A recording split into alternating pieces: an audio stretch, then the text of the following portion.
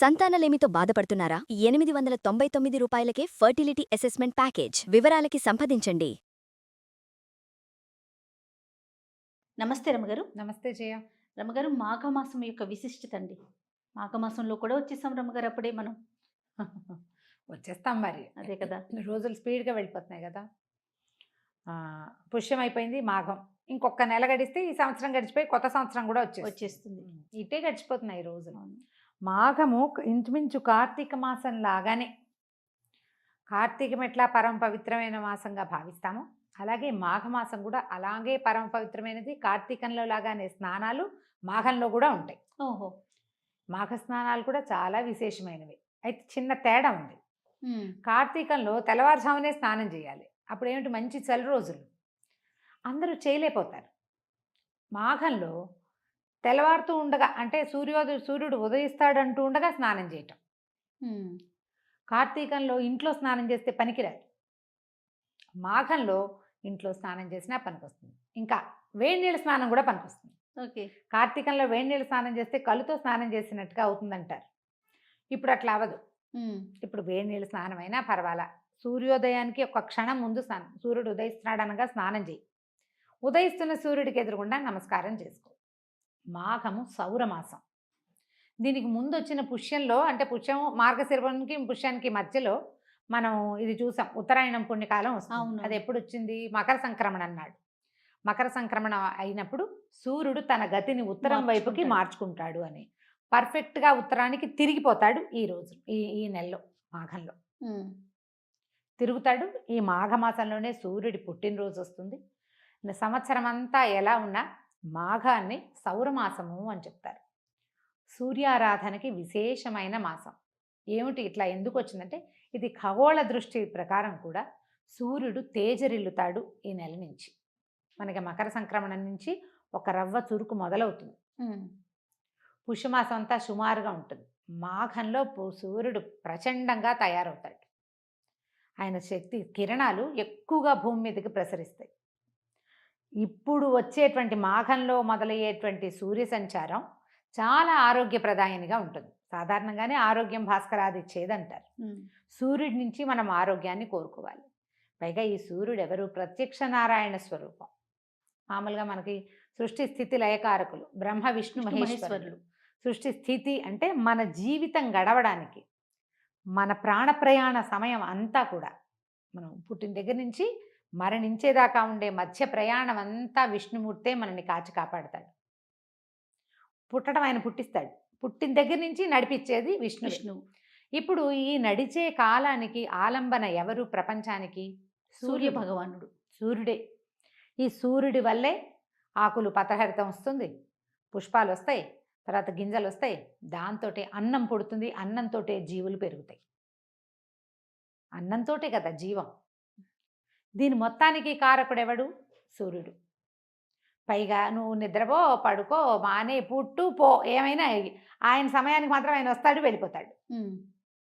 కాలగతి అంతా కూడా ఖచ్చితమైన నియమితమైన లెక్కల ప్రకారమే నడుస్తూ ఉంటుంది. మనం ఏ రకంగా అయినా మారిపోతాం. ఒకడు పడుకుంటాడు, ఒకడు లేస్తాడు, ఒకడు పరిగెడుతూ ఉంటాడు. సూర్యుడు మాత్రం ఆ సమయానికి తన సమయానికి తను వచ్చేస్తాడు, తన సమయానికి తను వెళ్ళిపోతుంటాడు. ఈ లెక్క ప్రకారం పనిచేస్తూ మానవ జీవితాలకి ఆలంబనైన ప్రత్యక్ష నారాయణమూర్తి అయినటువంటి సూర్య భగవాను ఈ నెలలో ఆరాధించడం చాలా విశేషమైన విషయం. కార్తీకంలో పురాణం ఉన్నట్టుగానే మాఘానికి పురాణం ఉంటుంది, నిరుడు చెప్పాం, ఈ ఏడాది కూడా చెప్తాం. అయితే మనం మామూలు కార్తీకంలో ఒక్క రోజైనా చెయ్యి, ఒక్క వారమైనా చెయ్యి అని బతిలాడుకుంటుంది కార్తీక పురాణం. 4 వారాలు చెయ్యి, పౌర్ణమి చెయ్యి, పోనీ ఒకరోజు చెయ్యి, ఒకరోజు చెయ్యి, ఒకరోజు చెయ్యను. ఇప్పుడు నీ ఇదంతా అది దేనికోసం? తర్వాత గతుల కోసం, పుణ్యం కోసం. ఈ సౌరమాసము పుణ్యం వద్దు, ఏం వద్దు, మనకి ఆరోగ్యం కోసం. నీ కథ సజావుగా నడవాలి, నీ బతుకు ఒక నియమం కావాలి. దానికి నువ్వు సూర్యుని ఆరాధించు. పొద్దునే లేచి తొలుత కాలంలో సూర్యుడి నుంచి వచ్చే కిరణాలు గనక మన ముఖం మీద పడితే, ఆ సమయానికే మనం స్నానం చేసి ఒక్క నమస్కారం చేస్తే ఈ నెల రోజుల పాటు ఇట్లా నిర్ణీత సమయానికి నిద్ర లేచామా, ఏడాదంతా బాగుంటాం మనం. మామూలుగా సూర్యకిరణాల్లో డి విటమిన్ వస్తుంది తెలుసు అవును మనకి. అవును అయితే సమయాలు ఉన్నాయి. ఆయుర్వేదం ప్రకారం మన పాతకాలపు పెద్దవాళ్ళ ఆలోచన ప్రకారం ఎప్పుడూ సూర్యోదయం అవుతూ ఉండగా వచ్చే తొలి కిరణాలు అవును చాలా ఆసక్తికరంగా ఉంటాయి. అది మంచిదని చెప్పుకుంటాం. తర్వాత మనం తెలుసుకున్నాం మధ్యాహ్నం పూట డి విటమిన్ వస్తుందని ఏదో రకరకాల పాయింట్లు వదిలిపెట్టేంటి. పెద్దల కాలం నుంచి వస్తున్న ప్రధానమైన పాయింట్ ఏంటి? ఉదయం ఉదయిస్తున్నటువంటి సూర్యుడిని అయితే మనం బింబాన్ని చూడగలుగుతాం. అవును ఆ బింబ దర్శనం, ఆ నిర్ణీత సమయానికి నిద్ర లేచి స్నానం చేసి దండం పెట్టుకోవటం, అది చాలా ముఖ్యమైన విషయం. ఈ నెల రోజులు సూర్యుడికి అర్ఘ్యం ఇవ్వటం. సూర్యుడికి ఆరాధన అంటే అదేదో పూజ ఏమిటో చేయక్కర్లా, సులువుగా చేయొచ్చు. ఎలా అండి? ఏమి చేయొద్దు, నువ్వు దండం పెట్టు అంతే అంతే. నీకు అర్ఘ్యం ఇవ్వటం వస్తే, ఆ, సూర్యుడికి అర్ఘ్యం ఇవ్వటం అంటే నీళ్లు చూపించి వదిలిపెట్టడం. వదిలించు. ఆ, ఇవి చూపించి నువ్వు తీసుకో అనలేము, చూపించి వదిలిపెట్టడమే. ఇవి నీ కోసము అని సూర్యభగవానుడికి నమస్కారం చేసుకోవటం. నాయన ప్రత్యక్ష నారాయణమూర్తి మమ్మల్ని రక్షించు, ఉమ్, ఈ ప్రపంచాన్ని ఇలాగే నడిపించు అని ఒక్క నమస్కారం, మంత్రం శ్లోకం ఏమీ అక్కర్లా, ఎవరైనా చేయొచ్చు. దీనికేమి వయోభేదము, లింగభేదము, జాతి మత వైషమ్యం ఏమి లేవు, ఆడావిడి అందరూ చేయొచ్చు. ప్రధానమైంది సూర్యుడికి ఎదురుగుండా నిలబడ్డం. కార్తీకంలో లాగానే ఇప్పుడు కూడా వాపి కుప్ప తటాకాదుల్లో స్నానాలు చేయటం అవి ఉన్నాయి. మాఘంలో చేసే సముద్ర స్నానం మహాద్భుతమైన ఫలితాన్ని ఇస్తుందంటారు. ఈ జలాలలో గంగ ఉంటుందని ఈ నెల రోజులు ఓ, అవి ఎట్లా, సహజమైన జలాలలో గంగానది ఉంటుంది, ఆహా, గంగా ప్రత్యక్షం ఉంటుంది అక్కడ. అంచేత ఆమె గంగ సాన్నిధ్యం ఉంటుంది కాబట్టి నీళ్ళల్లో స్నానం చేస్తే ఔషధ గుణాలు వస్తాయి మనకి. పుణ్యం వస్తుందని ఏమి అనుకోకండి, వస్తుంది, రావాల్సింది. రమ్మగారు ఆరోగ్యం ఆరోగ్యం వస్తుంది. ఉంటే అదే చాలు కదా, పుణ్యం అదే వస్తుంది. అదే వస్తుంది, వచ్చినంత వస్తుంది. అంతే. కానీ నీకు మనకేంటంటే ఒక నియమం వస్తుంది, ప్రతిరోజు ఈ సమయానికి లేవడం అనేది. అవునవును. అది కావాలి కదా మనకి కావాల్సిందే నియమం. అవును అది ఇప్పుడు నేర్చేసుకోవచ్చు మనం. మరీ తెల్లారుజామున లేవక్కర్లేదు, అంత చలి ఉండదు. మాఘం వచ్చేసరికి చలి తగ్గిపోతుంది, తగ్గుతుందిగా. కొద్దిగా ఏమంటాము మనం, ఈ కోస్తా జిల్లాలో అక్కడంతా పొగమంచు ఉండి అక్కడ చలి ఉంటుంది అవును కొంత. పైగా పొగమంచు కూడా సూర్యోదయానికి ఉండదు, సూర్యోదయం తర్వాత మొదలవుతుంది అక్కడ. నువ్వు పొద్దున్న 9 గంటలకు కూడా మొహాలు కనపడవు, కానీ పావుతక్కువ వారికి సూర్యుడు వచ్చే సమయానికి బాగానే ఉంటుంది. అవును కాసేపటికి మంచు మొదలైపోతుంది, పొగమంచు వచ్చేస్తుంది. మనకి హైదరాబాద్ లాంటి చోట అయితే ఏం ఉండదు. ఈ టైంకి ఎండలు పెళ్ళపెళ్ళాడుతూ వచ్చేస్తాయి మాఘమాసం నాటికి. మన ఏరియాని బట్టి సూర్యుడికి నమస్కారం చేసుకుని ఒక చిన్న రాగి చెంబుతోటి, రాగి పాత్ర, రాగి గ్లాసు వేటితోటైనా ఆ నీటిని చూపించి ఆ నీళ్ళని ధారగా వదిలిపెట్టడం, ఇలాంటివి అర్ఘ్యం ఇచ్చే విధానం చేయొచ్చు కుదిరితే. లేదా ఆ సమయానికి స్నానం చేసి నమస్కారం చేసుకోండి, సూర్యబింబానికి ఎదురుగుండా నిలబడండి, అది చాలా ఆరోగ్యాన్ని ఇస్తుంది. ఈ నెలలో ఈ తొలి మొదలైన రోజు నుంచి 4వ రోజు చతుర్థి. మామూలుగా మనకి వినాయక చవితి తప్పిస్తే ఇంకా ఏ చవితిని మనం చేసుకోం. అవును సంకటహర చతుర్థిగా మనం ఏం చేస్తాం, పౌర్ణమి వెళ్ళాక వచ్చే చవితిని చేసుకుంటాం. కొంతమంది చేసుకుంటారు, అది నియమం కూడా కాదు. మన ప్రాంతాల్లో తక్కువే, అవును. తమిళనాడు ఎక్కువ చేస్తారు. ఇష్టం ఉన్న వాళ్ళు చేసుకుంటారు, ఆసక్తి భగవంతుడి మీద అంటే విఘ్నేశ్వరుడు ఆసక్తి ఉన్నవాళ్ళు. ఈ తిల చతుర్థి అంటారు ఈ మొదటి చవితిని. ఇంక ఏ చవితులు మనకి ఇట్లా ఇంపార్టెంట్గా కనపడవు. దీని తర్వాత వచ్చే రోజు శ్రీ పంచమి, వసంత పంచమి అంటారు, సరస్వతీదేవి పుట్టినరోజు. ఆమె శ్రీ పంచమి నాడు మూలా నక్షత్రాన్ని జన్మించిందని చెప్తారు. ఈ శ్రీ పంచమి ఒకటి, ఈ రోజున అక్షరాభ్యాసాలు అవి చేసుకుంటారు. తర్వాతది రథసప్తమి, మనం పాలు పొంగిస్తాం. నెలంతా చేసినా చేయకపోయినా ఆ ఒక రోజు అయినా సరే సూర్యనారాయణమూర్తి కోసం పాలు పొంగించుకుంటాం. తర్వాత భీష్మ ఏకాదశి, భీష్మాష్టమి, భీష్మ ఏకాదశి, ఈ 2 తిథులు చేస్తారు. భీష్మ ఏకాదశి నాడే ఆయన నిధనం చెందారు. ఈ మన మహాభారత కాలంలో ఆయన దక్షిణాయనంలో మరణించినా కూడా ఉత్తరాయణ పుణ్యకాలం వచ్చే వరకు ఆగి సూర్యుడు తన గతి పూర్తిగా మార్చుకునే రోజు ఏంటంటే సప్తమి తర్వాత, రథసప్తమి నాడు ఉత్తరానికి పూర్తిగా తిరిగిపోతాడు.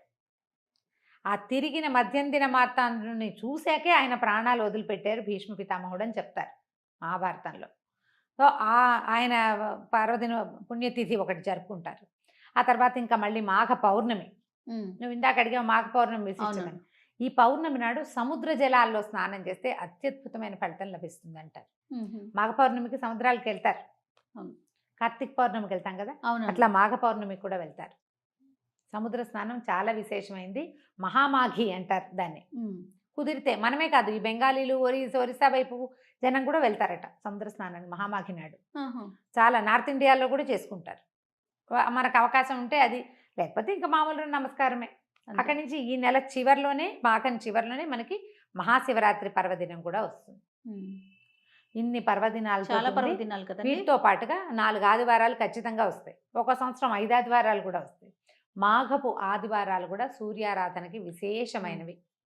మాఘ ఆదివారాల రోజున కూడా ఇలాగ మనం రథసప్తమి నాడు పాలు పొంగించుకుంటాం సూర్యనారాయణ మూర్తికి. ఉమ్. అదే విధంగా ఆదివారాలు కూడా అలాగే పాలు పొంగించి పాయసం చేసి సూర్యనారాయణ మూర్తికి అది చూపించడం, పాయసం ప్రసాదం తీసుకోవటం ఆరోగ్యం సిద్ధిస్తుంది. చిక్కుడుకాయల రథం చేయటం అవన్నీ మనం రథసప్తంకి ఎట్లా చేస్తామో అదే విధంగా Same. చేసుకోవటం. ఉహుం. ఇన్ని రోజులు చెప్పిన అన్ని రోజులు చేసుకోవటం, లేదా నెల మొదటి నుంచి చివరి దాకా కూడా ప్రతిరోజు సూర్యుడికి నమస్కారం చేసుకుంటే ఆరోగ్యం సిద్ధిస్తుంది. సో ఇన్ని ప్రత్యేకతలు ఉన్నటువంటి ఈ మాఘమాసాన్ని మన మాసంగా చేసుకుని మనకిప్పుడు ఆరోగ్యం అత్యంత ఆవశ్యకమైన విషయంగా ఉన్నది. పిల్లలకి కూడా దీన్ని తెలియజేసి పొద్దున్నే లేపి స్నానాలు చేయించేసి సూర్యుడికి నమస్కారం చేయించండి. పెద్దవారు కుదిరిన వారు అర్ఘ్యం ఇచ్చుకోండి. ఈ మాసంలో తిలదానం చాలా మంచిదంటారు. నువ్వులు దానం చేస్తారు, ఉహుం. నువ్వులు దానం చేస్తారు. మామూలుగా వస్త్రదానము, తర్వాత ఏమో గొడుగులు దానం చేయటం, గొడుగు కూడా ఇస్తారు. వాటి వల్ల మంచి ఫలితం లభిస్తుంది. ఈ మాసంలో కూడా మనం కార్తీకల్లో ఎట్లా దానాలు అదే, చేస్తామో అదే. అలాగే అలానే. మాఘంలో కూడా దానాలు చేసే మాసం. ఇదేంటి మంచి పర్వమైన మాసం, గొప్ప మాసం, సమయం మంచిది. ఇలాంటప్పుడు మనం చేసిన దానము ఇతోధికమైన ఫలితాన్ని ఇస్తుంది. ఇప్పుడు ఒకళ్ళ గొడుగు ఇచ్చాము, వాళ్ళు రోజు దాన్ని వాడుకుంటున్నారు అనుకో, ప్రతిరోజు ప్రతిరోజు మనని తలుచుకుంటారు, అది మనకి ప్లస్ అవుతుంది. అవును. అట్లా ఇప్పుడు కూడా మనం కొన్ని దానాలు అవి చేసుకోవచ్చు. పర్వదినాలుగా జరుపుకున్న రోజులు జరుపుకోవచ్చు, లేదా మనం చేయగలిగినంత సాధారణ విధైనా చేస్తే ఈ మాఘమాసపు ఆరోగ్య ఫలితాన్ని మనం పూర్తిగా పొందగలుగుతాం. ఎలాగో మాఘ పురాణం వేస్తాం, ప్రతిరోజు పురాణాన్ని వినడం, ఉదయకాలంలో వినగలిగితే మంచిది, లేదా సాయంకాలం లోపల రాత్రి లోపల మాఘ పురాణాన్ని కూడా తప్పకుండా వినండి. పొద్దున స్నానం చేయండి, మాఘ పురాణం వినండి. ఈ 2 విధులు చేసినా చాలు. తప్పకుండా రమగారు. నమస్తే. నమస్తే చెల్లి.